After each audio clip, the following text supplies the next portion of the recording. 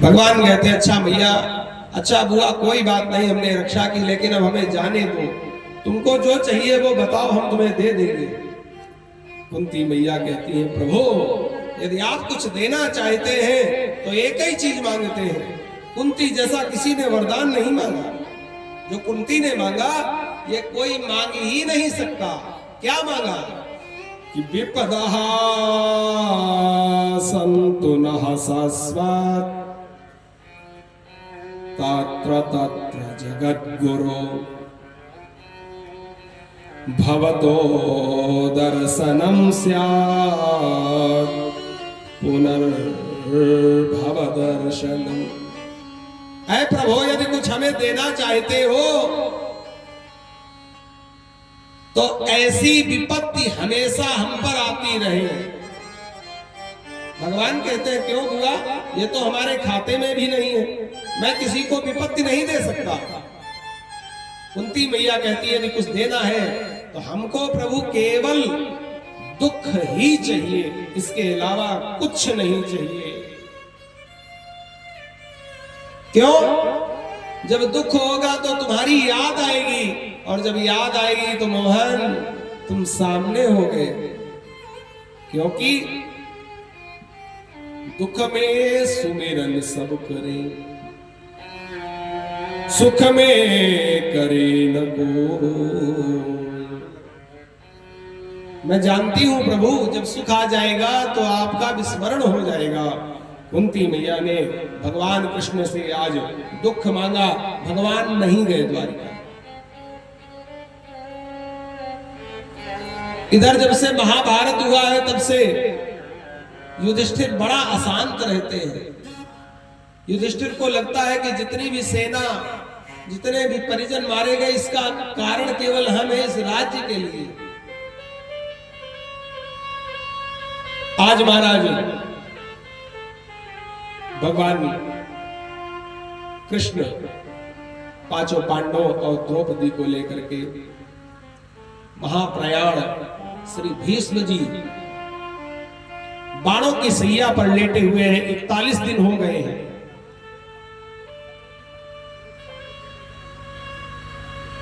भगवान कृष्ण जानते हैं कि मैं इन्हें समझाऊंगा तो इनके बात समझ में आएगी नहीं, और ये प्रायः सबके साथ होता है। जिनके आपसी तालमेल अच्छे होते हैं उनको लगता है ये लौंडे, ये हमको क्या बताएंगे, क्या समझाएंगे। जैसे हमारे यहाँ हमारे गांव के लोग, हम उनको ये नहीं पता था कि क्या कहाँ पढ़ाई करते क्या करते हैं, तो उनको लगता था बोले पढ़ाई नौकरी करते हैं भाई, पढ़ाई नहीं करते। और जब एक बार यहीं पर पहला कार्यक्रम हुआ तो गांव से भी काफी लोग आए, तो उन्होंने कहा वो तो पढ़ते नहीं पढ़ाते हैं भाई। बोले हम सोच रहे थे पढ़ते नहीं नौकरी करते हैं। ऐसे ही भगवान ने कहा यदि हमने युधिष्ठिर को समझाया तो इनके बात समझ में नहीं आएगी, इसलिए जा करके महाराज भीष्म, आज भीष्म जी ने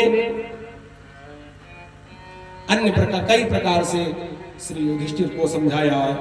दान धर्मान राज धर्मान मोक्ष धर्मान विभाग सह स्त्री धर्मान भगवत धर्मान समासाभ्यास योगतः, अनेक प्रकार से समझाया। आज भगवान से श्री भीष्म जी प्रार्थना करते हैं कि प्रभु मेरी जो मति है वो आपके ही चरणों में लगी रहे। और ये भीष्म स्तुति कही गई बहुत अच्छी स्तुति है।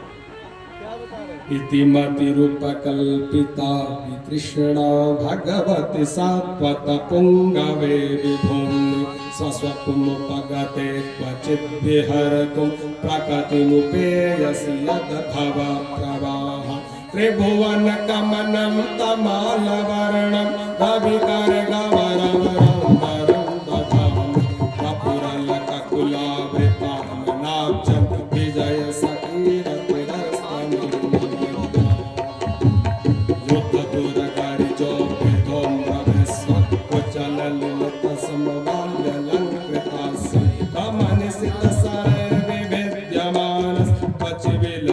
कामचेस्तु कृष्णतात्मा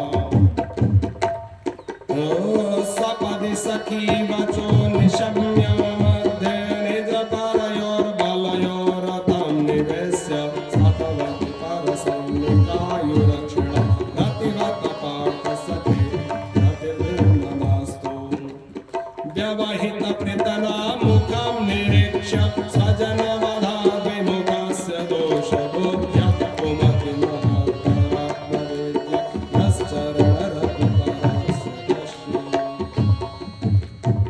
बढ़िया भगवान श्री भीष्म ने स्तुति भगवान की भीष्म जी कहते हैं इति मति रूप कल्पिता वितृष्णा। भगवान मेरी एक पुत्री है। तो भगवान ने कहा भीष्म जी आप तो ब्रह्मचारी थे, आपकी पुत्री कहां से आ गई? भीष्म जी कहते हैं जो मेरी मति है यही मेरी पुत्री है। हे प्रभु मेरी मति आपके चरणों में लगी रहे, यही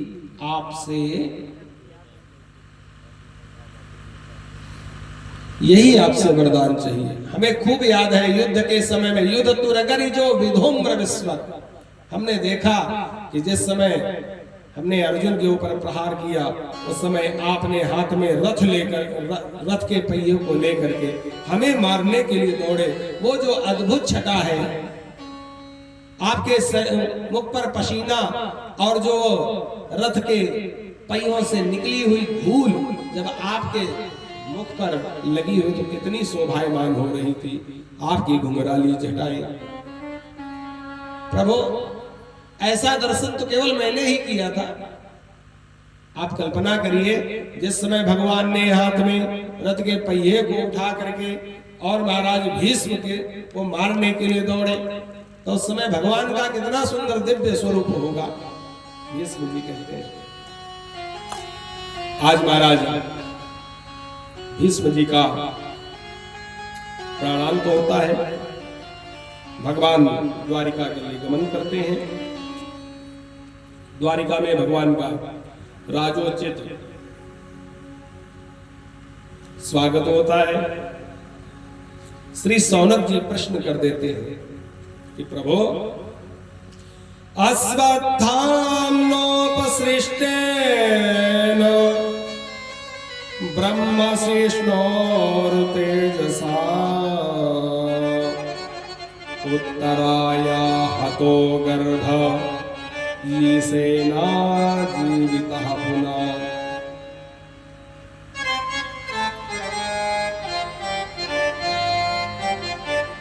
प्रभु ये बताइए जो उत्तरा के गर्भ में जो शिशु था उसका क्या हुआ? महाराज श्री सूत जी कहते हैं सौनक जी उस पुत्र का जन्म हुआ और उसी पुत्र का नाम विष्णुरात रखा गया और इन्हीं का नाम परीक्षित भी। परीक्षित का मतलब ये बचपन में जिसके गोद में जाते उसी को बड़ी चितवन दृष्टि से देखते कि जिसने मेरी गर्भ में रक्षा की थी वो कौन है।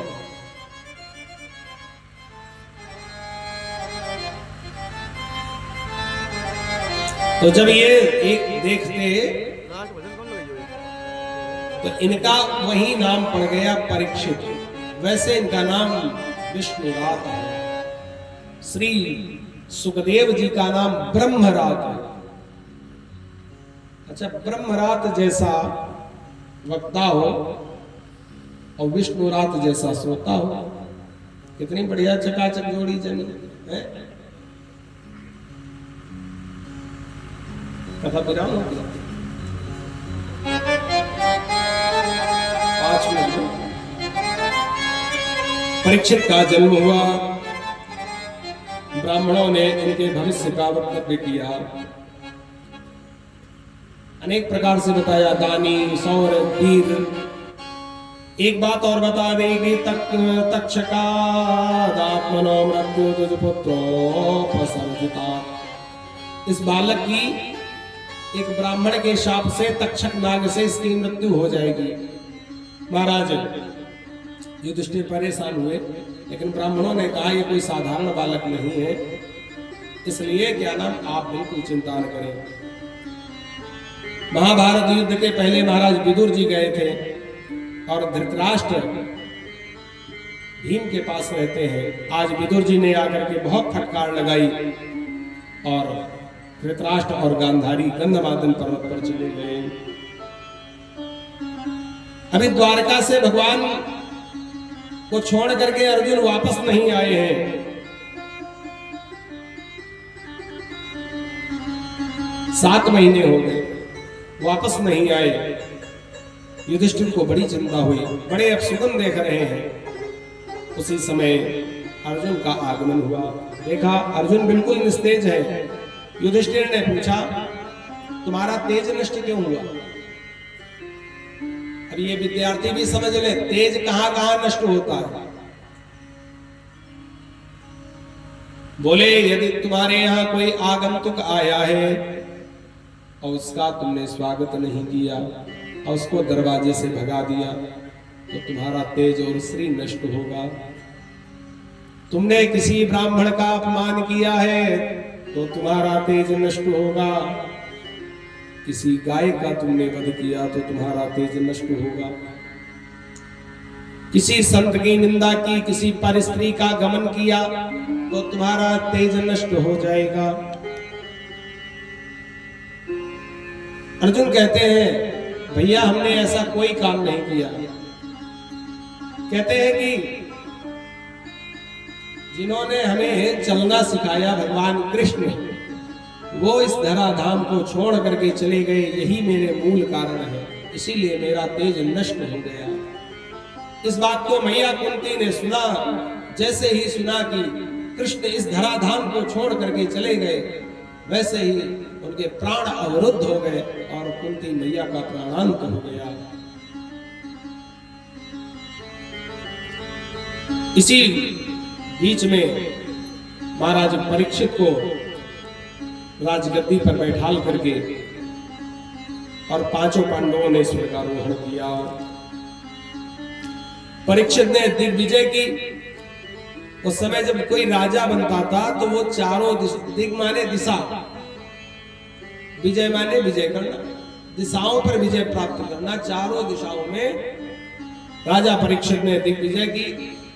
सभी ने महाराज परीक्षित का स्वागत किया और दिग्विजय करके वापस आ रहे थे। देखा एक गाय और एक बैल आपस में बात कर रहे। एक काला काला पुरुष उस बछड़े पर बहुत डंडे बरसा रहा।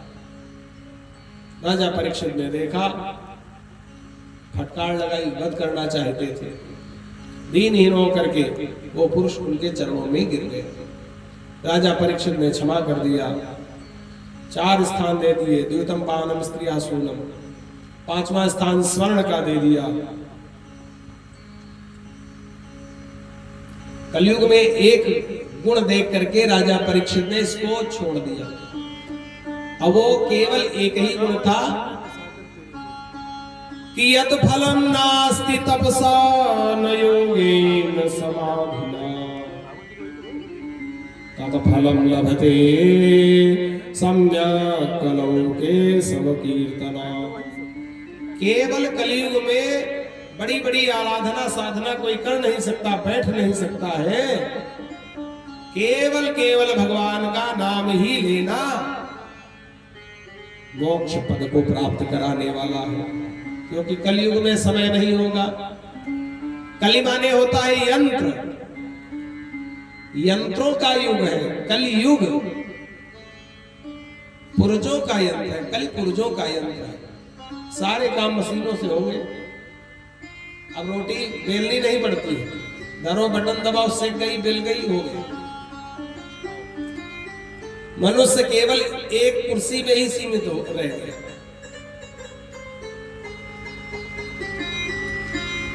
महाराज परीक्षित ने इसी गुण को देख करके उस कलयुग को छोड़ दिया, उसका दमन करके छोड़ दिया। एक दिन राजा परीक्षित शिकार खेलने गए। जंगल में अनेक वन्य पशुओं को मार करके प्यास लगी। महाराज समीक मुनि के आश्रम पहुंचे। समीक मुनि जी साधना कर रहे थे, ध्यान में बैठे। राजा ने देखा, परीक्षित ने देखा, हमें लगता है हमें देख करके आंखें बंद कर ली कि राजा आए हैं, इन्हें स्वागत न करना पड़े। तो वहीं एक मरा हुआ सर्प पड़ा था, तीर की नोक से उठा करके समीक ऋषि के मुनि के गले में डाल दिया और पुनः वापस चले गए। ये बात समीक मुनि के पुत्र श्रृंगी को पता चली। श्रृंगी कौशिकी नदी में स्नान कर रहे थे, वहीं पर जल उठा करके वाक वज्र का प्रयोग कर दिया। और जैसे ही वाक वज्र का प्रयोग किया,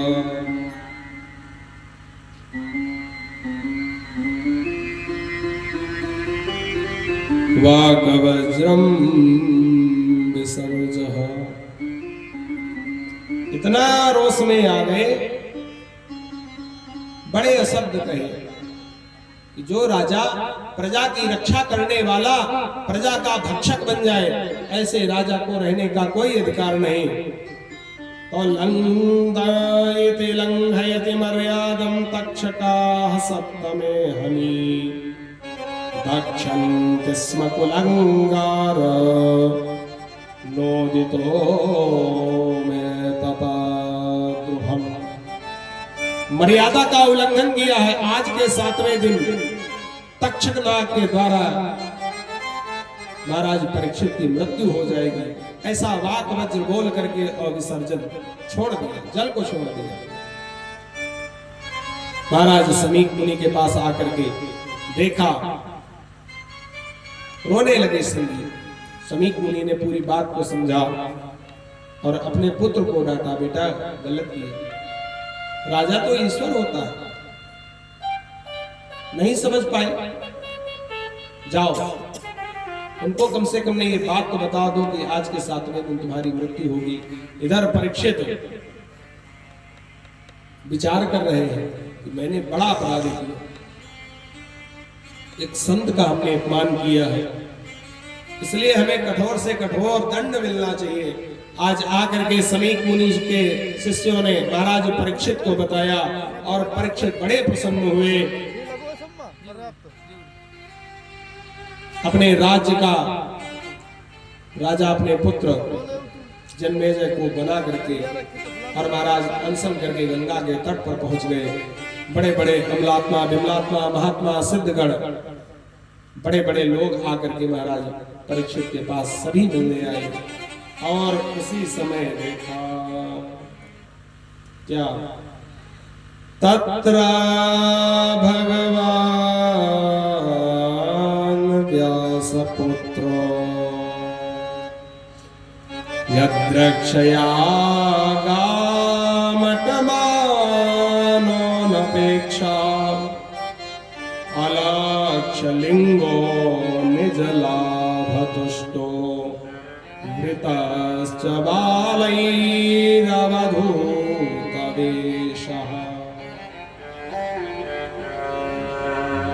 बड़ा ही सुंदर शरीर है। श्री सुखदेव जी का आगमन हो गया। बोले सुखदेव भगवान की जय। सभी ने उठ करके प्रणाम किया। समय बहुत कम था, इसलिए श्री परीक्षित जी ने बिना विलंब किए, क्योंकि जानते हैं गोदोहन मात्रेण श्री सुखदेव जी कहीं रुकते नहीं हैं और इनको रोकने का केवल एक ही कारण है कि इतने प्रश्न पूछ लो, स्वतः रुक जाएंगे। प्रश्न कर दिया, अतः प्रक्षामि संसिद्धिं योगिनां परमं गुरुं पुरुषेह यत् कार्यं म्रियमाणस्य सर्वदा। ऐ प्रभु, जो सदा म्रियमाण है, जो सदा मरने वाला है, उसे क्या करना चाहिए? क्या करना चाहिए? भगवान का नाम की शरण, भगवत नाम की शरण। आइए हम लोग भी भगवान का स्मरण कर लें। जो सदा मरने वाला है, उसे क्या करना चाहिए? अरे क्या भरोसा है इस जिंदगी का, साथ देती नहीं है किसी का। क्या भरोसा है इस जिंदगी का, साथ देती नहीं है किसी का। क्या भरोसा है इस जिंदगी का।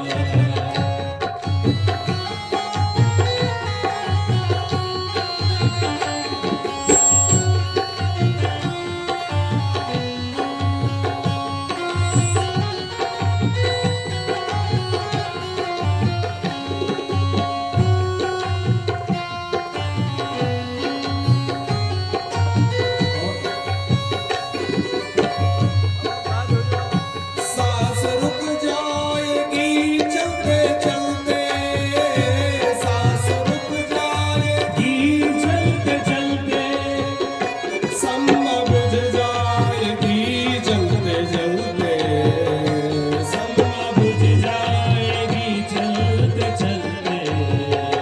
दम निकल जाएगा उम्मीद का, दम निकल जाएगा जिंदगी का। साथ देती नहीं है किसी का। क्या भरोसा है इस जिंदगी का, क्या भरोसा है इस जिंदगी का।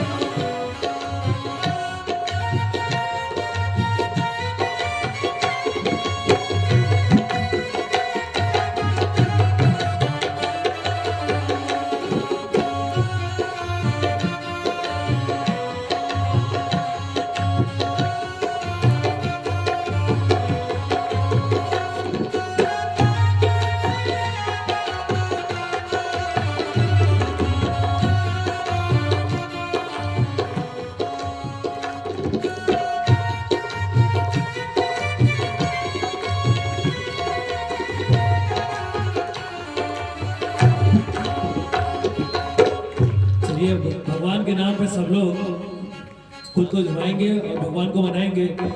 मुकुट सिर मोर का, मेरे चित्ती चोर का, मुकुट सिर